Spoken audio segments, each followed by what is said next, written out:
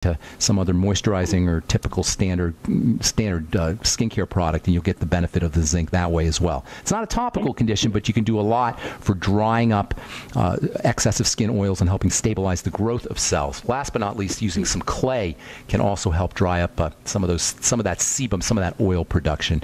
And then one more thing, and I'll let you say, I know it sounds like you want to say something. One more thing. I love vitamin B5 for all excessive sebum conditions. Pantothenic acid. You do need high doses of it, 5 grams a day, maybe anywhere from 1 to 5 grams a day of pantothenic acid, vitamin B5. Make sure you're using it with your Beyond Tangy Tangerine. You never want to take one B vitamin in high doses unless you've got all the B vitamins present. Go ahead, ma'am. I'm sorry. What were you going to say? No, all that is great. That was a good time to ask. Okay, so I bought zinc, but not the cholinate. I think it was before I listened to you, and so useless or not useless, not useless necessarily. I don't know. I just most people get a little upset stomach from that form of zinc. It's a little bit more. You don't get the absorption into the bloodstream from the digestive tract is not as effective. If you want to upregulate or increase the absorption of zinc from the digestive system, make sure you take your zinc with food, especially fatty food. There's an important relationship between bile secretion and also mineral absorption, and that includes selenium. And he may very well have a problem with bile or with fat absorption. So if he does take his zinc sulfate or zinc gluconate, what I call cheapo zinc, make sure he takes them with food so he gets a bump in bile secretion. Anything else? Thank you for spending so much time. Okay, God bless you. Good luck, Jessica. Say hi to your boyfriend for me. Thank you. Thanks. Okay, bye-bye. All right, Shane in North Carolina, what's up? Welcome to the Bright Side. Yeah, so what can be done about skin tags? Skin tags, classic sign of diabetes or pre-diabetes associated with problems with blood sugar. So topically, if you want to get rid of a skin tag, get yourself some 70% glycolic acid, and then make a little donut around the skin tag with some of my omega-6 healing cream, if you can get that off truthtreatments.com.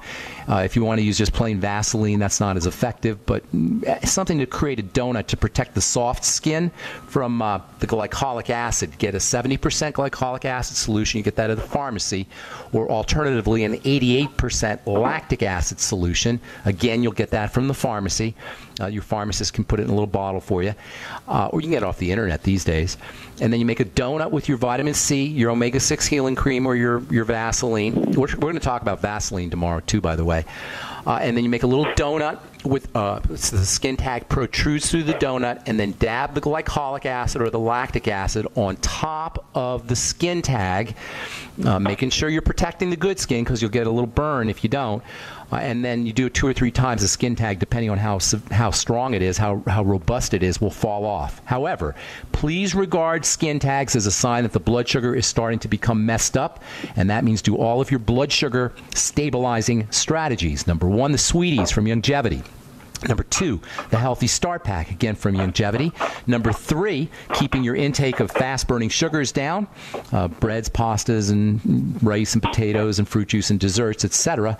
And then also making sure that you're getting high doses of the B vitamins, especially niacin, which is mega important for blood sugar control. You'll get that in the Healthy Start Pack, but it wouldn't hurt you to throw in a little bit of timed-release niacin, maybe 100 milligrams a day, to take with your Healthy Start Pack. I'm going to let you go there, Shane, because we got some background noise.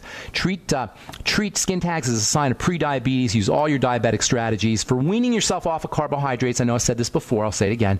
For weaning yourself off of the foods we love and that we're addicted to, the breads and the pastas and the desserts, more protein, more coconut oil.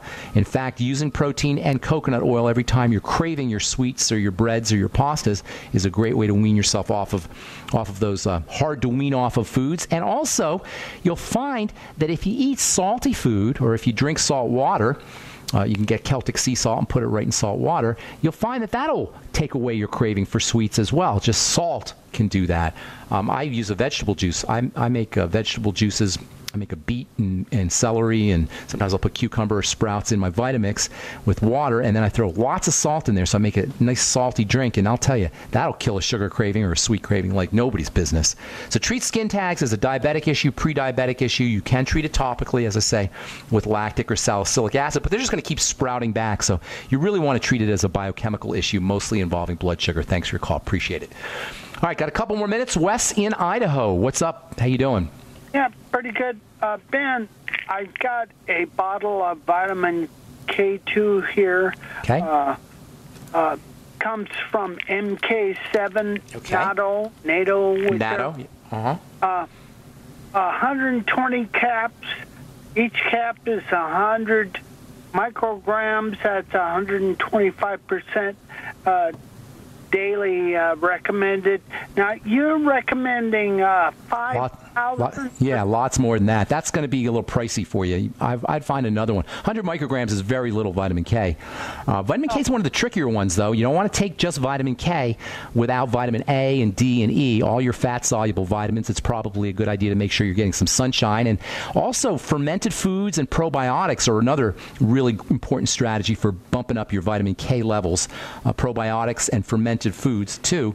Probiotics, especially good bacteria, make vitamin K, and they make vitamin K as they're munching down on fiber. So using fermented veggies and making sure you get enough fiber in addition to your biolumin nightly essence is a great way to make sure that you're making enough vitamin K. And then supplementing, I do recommend a little bit more. I personally take 5,000 micrograms, which would be 50 times. That would be 50 of those tablets. Yeah. So that would be a lot. But you can find a 5,000 microgram. I buy a 5,000 microgram product. I forgot who I'm getting it from. I'll have to tell you that tomorrow. But you can find them. I buy it just at the vitamin store, so they're available. And there's really no toxicity associated with vitamin K, although you do want to make sure you're taking it with all your fat-soluble vitamins. Does that help you? Yeah. Can I also get you to comment on the germ theory of Louis Pasteur versus Antoine Béchamp? Versus what? Antoine. Antoine Béchamp, yes. Yeah, that's an interesting story. I think I might have talked about it in the past. There was back in the 1800s when we didn't really know what germs were, there was a debate in the medical world between two famous scientists, Louis Pasteur, who studied germs. That was his thing. Actually, he studied fermentation. He studied beer is really what he studied. He was, I don't know if he was a beer maker or he was just a beer scientist. Wine as well. What's that? He was involved. Some of his findings affected the wine industry, or table life or shelf life. Yeah. He was interested in studying the fermentation process, and he was the guy who first discovered germs. But his competition was a guy named Antoine Béchamp, and Béchamp said it's not the germs, it's the environment that the germs live in that is what causes disease. And there was this big battle that went on. At the end of his life, Louis Pasteur actually admitted that Béchamp was right, and it wasn't the germs as much as it was the environment that the germs lived in, namely the bodily environment. And this is something that we talk about here on The Bright Side all the time. It's about the context, the environment that the disease shows up in. Change the environment and you will change the disease. Thanks for your call. Appreciate it. Wes, sorry if we left you on hold. I'm Pharmacist Ben. Thanks for listening, friends. You can call back tomorrow, by the way, if we left you on hold. Tell our call screener that you're on hold and we'll get you first up. That's all the time we have for today. Check out my website, truthtreatments.com, if you're interested in purchasing any of the Truth products, or also brightsideben.com or pharmacistben.com or criticalhealthnews.com if you're interested in joining the Brightside Ben team or purchasing any longevity products. Take care, folks. Have a wonderful, beautiful day. We'll talk to y'all later. Bye for now. Virtually